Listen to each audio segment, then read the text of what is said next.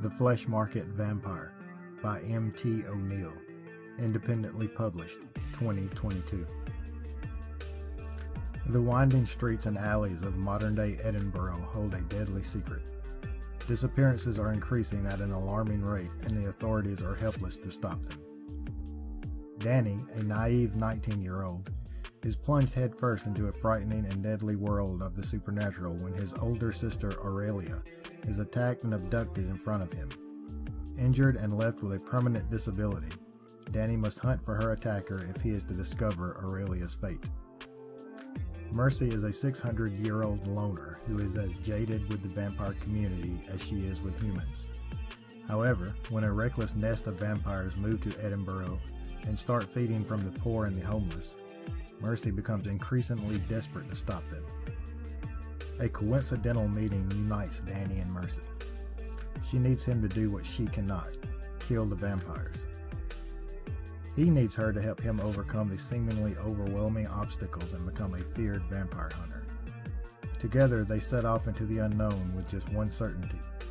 If they fail, not only will Aurelia remain lost, Danny, Mercy, and many of the city's most helpless will die.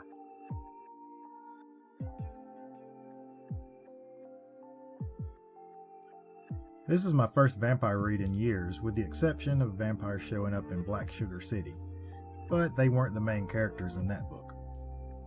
Vampires have always been my favorite literary characters, but I will admit that for a while now I have stopped reading vampire stories because so many people deviate from the original legends. The first Twilight movie was the final nail in the coffin. This week, I decided to break that years-long reading drought and picked up The Fleshmarket Vampire by M.T. O'Neill. His vampires can go out during the day, but don't worry, there's no sparkling here. You know, The Fleshmarket Vampire makes me wonder, how many great vampire stories have I missed out on because of that? I'm so glad I did not pass on this one. Much to my pleasure, this story keeps true to the majority of the old legends, and the author throws in some interesting twists to them that I absolutely loved. There is no doubting the amount of thought and research this author put into his background lore.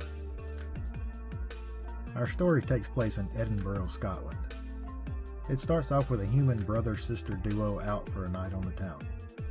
When the sister is attacked and abducted by a vampire, our main character Danny, the brother, immediately jumps into action to try to protect his sister, but is hit by a taxi in the process. Our vampire main character Mercy sees all of this play out and is impressed with Danny's impulse to charge at a vampire. Mercy vows to work with Danny to eradicate a rogue nest of vampires from the city, if he survives the accident with the taxi, that is. That sets our stage for an action-packed thrill ride of a story. Anyone looking for a supernatural romance involved with this story will be out of luck though. Mercy is a no-nonsense vampire with centuries of street-hardened wit, knowledge, and power, and Danny is so hell-bent on getting revenge for his sister while clinging to the small hope that she may still be alive leaves zero room for thoughts of anything else. The number one rule in the vampire world is to never kill your own, and Mercy is dead set on keeping that rule. But if she teaches Danny to do it for her, where's the harm, right? You see, Mercy has spent countless years separating herself from the vampire world, choosing to be a loner and blend in with the human world instead. For the most part, she leaves the vampires to their own accord, but when a new nest moves into Edinburgh with a taste for humans that seems to never be satisfied, she fears that the building amount of missing people cases will bring unwanted attention to her kind. The only way to stop human authorities from getting closer to finding out vampires really exist is to stop the nest as soon as she can. This is where her use of Danny comes into play. The story that follows is a wonderful tale of action that had me hanging on every page. Mercy begins training Danny as best she can with what little amount of time that they have. This is when the legends of vampires really opens up in the book. The author has done a wonderful job of using vampire lore, but with some major tweaks to keep it from being your cliche, yeah, we already know this type of scenario. I was pleasantly surprised at these slight changes in the way that they are described. One of the best descriptions is when Mercy explains that a vampire's true weakness is their own arrogance. They are always in hunter mode and never in prey mode. They view humans as only food, so they can be caught off guard when a human is willing and truly able to fight back. As much as this book is a true page-turner, this made me set the book down and analyze what was being presented. This is the same section as the author's tweaks to vampire lore, and in my opinion, it worked beautifully. After a brief break to let it all sink in after the realization that it made perfect sense, I was back at it to devour the rest of this story. Urban fantasy and vampire fans will truly enjoy the Fleshmarket Vampire. I know I did.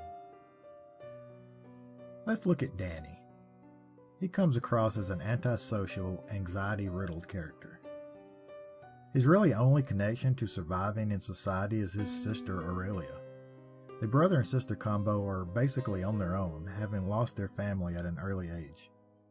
Danny's growth throughout the story from a bumbling nothing to a vampire hunter was a fun follow, especially when his confidence grows a little too fast for his own good. Mercy was truly a blast to read. She is not your typical female vampire character. Her no-nonsense drive really makes the story. Her tough girl image is by no means a mask. She earns every bit of that. Edinburgh is basically her city, and she'll be damned if she lets anyone get in the way of that. The story incorporates a strong Scottish accent into the dialogue that was a blast for me to read. It's not over the top, and it never feels too cliche. With the author being Scottish himself, the accent used comes across purely natural, even to an American reader such as myself. There were like 2 terms that I had to look up to get the meaning for, but for me that's an enjoyable process when it comes to reading. I really have no cons with this story. If I had to really dig for one, there were a slight number of typos toward the end of the book, but that was about it. All in all, this story holds its own with many traditionally published urban fantasy books, and the Fleshmarket Vampire reminded me why this is one of my favorite genres of all time. To all the urban fantasy and vampire fans out there, you can't go wrong with the Fleshmarket Vampire. If you love constant action, witty comebacks, a strong female lead, and a high body count, you just can't go wrong here. I'm glad this book caught my attention, and I opted to give it a read. If Mercy were to ever have another appearance in a book, I'm in, hook, line, and sinker. Until next time, find yourself a good book and enjoy an escape from reality. Thanks for watching, and I hope to see you again soon.